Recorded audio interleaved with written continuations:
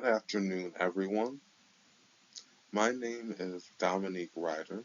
My pronouns are she and her, and today I'll be discussing my research titled An Examination of the Forbidden Fruit, Religion, Social Norms, and Power. The forbidden fruit in the title is a metaphor meant to capture your attention and draw you into the exploration of how forbidden knowledge, or in our case, the hidden forces of religion and social norms, shape our society.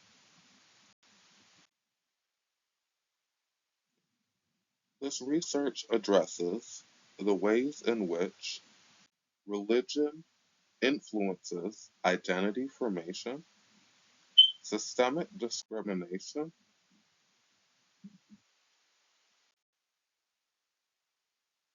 and public policy.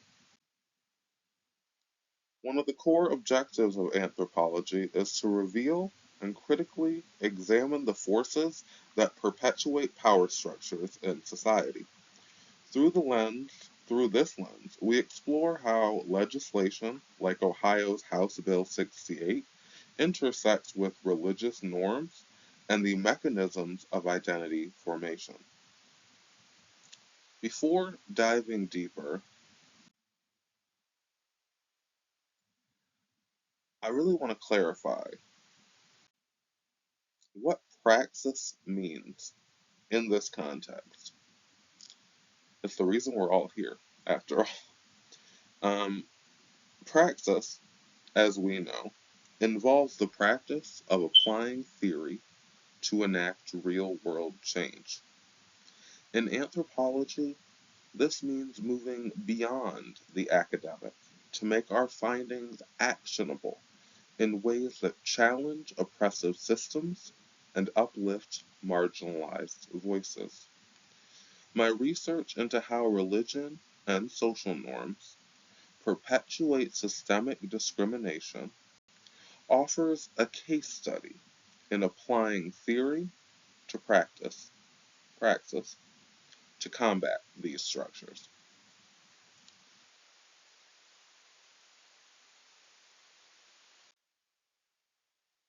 The theory I developed, the role of religion and community in identity formation, sheds light on how deeply entrenched societal norms shape individuals' worldviews and lead to systemic discrimination. To make these theoretical insights actionable, my research utilized semi structured, open ended interviews, grounded theory methodology, and phenomenology. I then applied these insights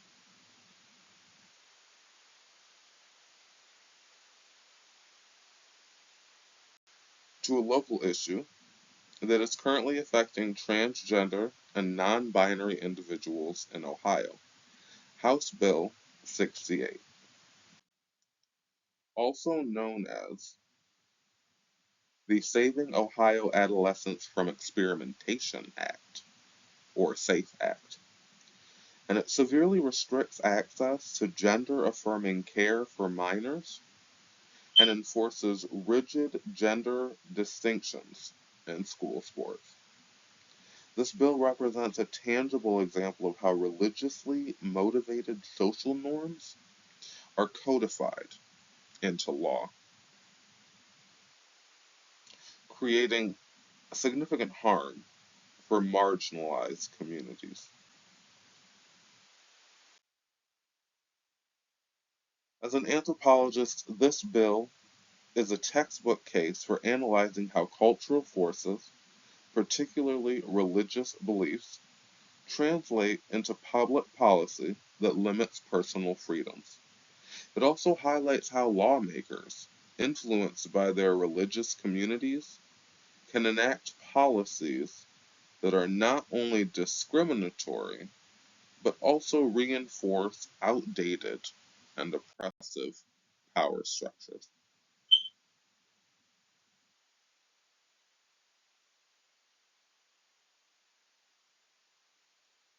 So, over the course of the study, six key themes emerged. The study focused on transgender and non binary individuals in Northeast Ohio, but also the people who interact with them and are in the trenches with them the most. This could be social workers, community leaders, outreach workers, experts in anthropology. Um,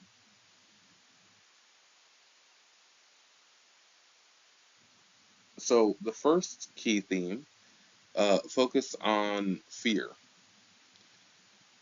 And it was coded under challenges and resilience, but fear was a pervasive theme. Um, Religion,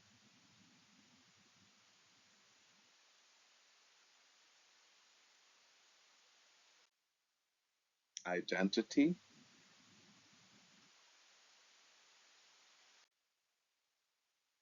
community, social justice and equality,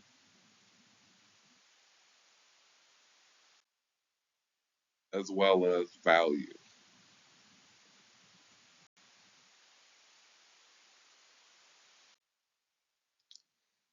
While religion provides community and structure for many, it can also perpetuate rigid norms that marginalize individuals who do not conform to those norms. Praxis, in this context, means understanding how these forces shape real lives and using that understanding to fight discriminatory laws like House Bill 68. This is more than just an academic exercise. It's a call to action. It's a moral imperative to apply our findings and to dismantle the systems that perpetuate inequality. For the individuals in my study, these laws aren't abstract. They affect their daily existence, their sense of safety, and their ability to live authentically. So, the question then becomes, how can we, as anthropologists, and in my case, a future anthropologist, turn this understanding into action? First, we have to recognize that our research holds power to inform public debates, power to influence policy, and power to drive real societal change.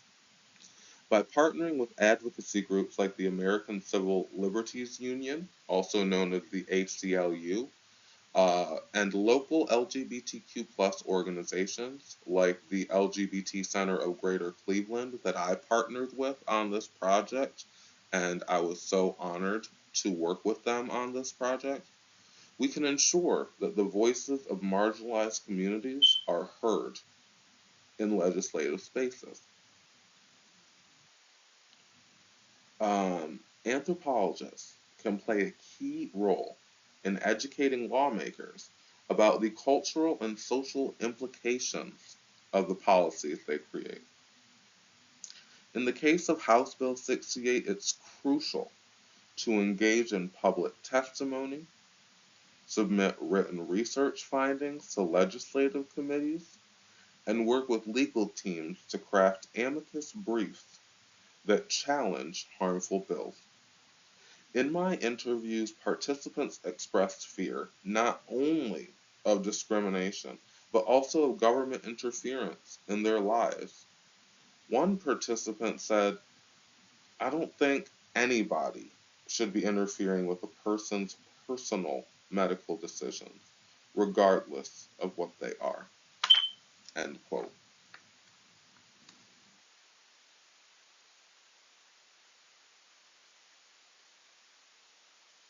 This fear is then compounded by the fact that many lawmakers, such as the primary sponsor of House Bill 68, Gary Click, are driven by religious ideologies that equate gender nonconformity with immorality.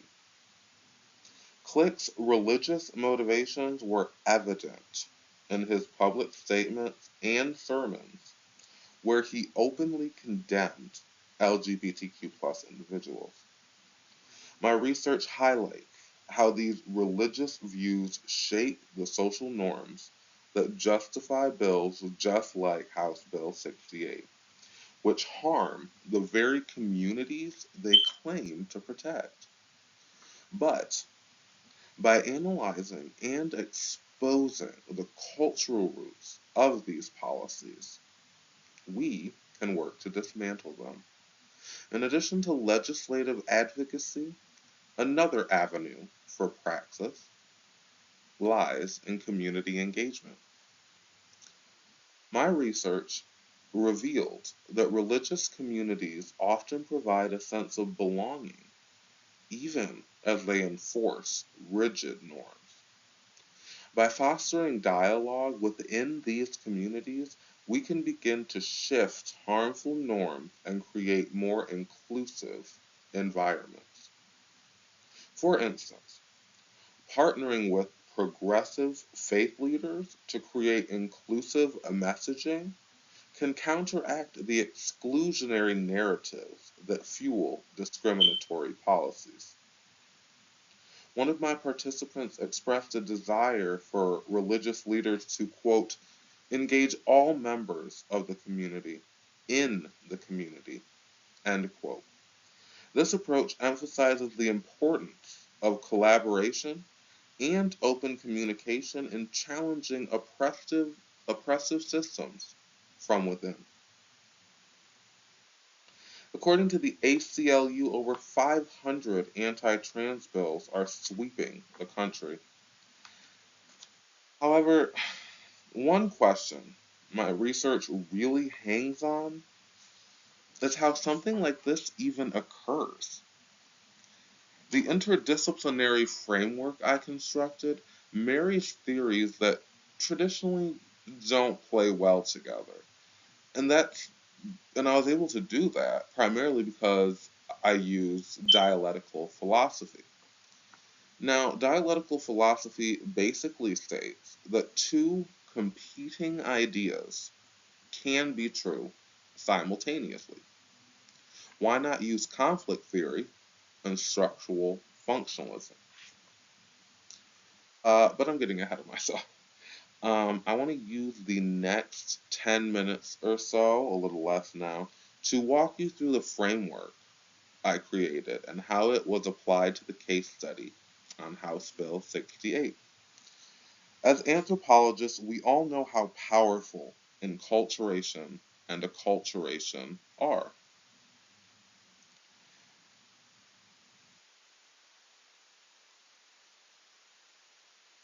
I think that we take for granted just how powerful it can be, though. My research suggests that religious beliefs and practices are transmitted through culture to shape individuals throughout society, whether identified as religious or not. Based on the work of Meyer et al. On long term behavioral changes occurring in the population due to the dominant subculture, this is likely linked to the dominant religion or culture in any given region. This bleeds through into every aspect of identity and community, affecting collaborative decision making and public policy. We don't have much time, so I'll try to be brief. My work draws on American anthropologist Clifford Geertz, and his work was instrumental in constructing the framework. My definition of acculturation and inculturation borrows from Brown et al. And their collaboration with the American Anthropological Association, who is hosting this event, and I am so honored to be here. Um, Mengel's work on cultural transmission of social norms and how rigid societies enacting strict social norms will lead to highly internalized punishment became a defining element of this framework. Earlier, I mentioned conflict theory and structural functionalism, and my definition of these concepts comes from Ritzer's work on modern sociological theory. Crenshaw's work on intersectionality really helps us to look at the subjects of analysis from a broad, holistic angle, considering how different parts of one's identity may influence not just our decisions, but how the world might respond to us.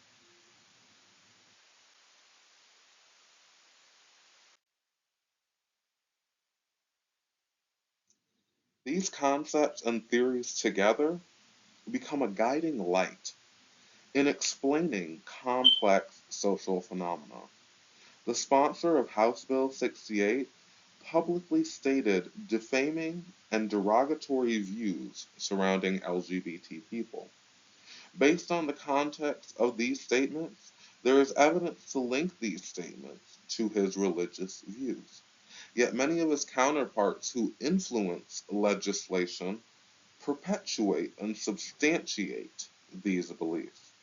The community reinforces these beliefs, which then becomes codified into law. So, to wrap things up here, because I've only got a couple of minutes, the case study of House Bill 68 exemplifies why praxis is critical in anthropology. As researchers, we are uniquely positioned to connect theory to practice, using our insights to advocate for marginalized communities and challenge the structures that perpetuate inequality. In the words of one of my interviewees, quote, I want to live in a world where it's safe to be different, end quote. Now that's a world worth striving for. As we move forward, I urge all of you to think about how we, as anthropologists, and me as a future anthropologist, can apply our research to real world problems. How can we use our understanding of culture, our understanding of identity, our understanding of power to create a more just and equitable society?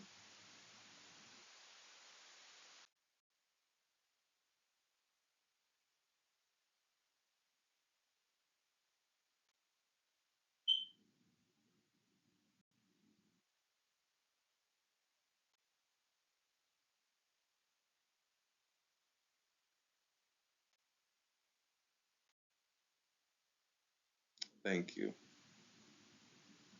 And thank you for having me.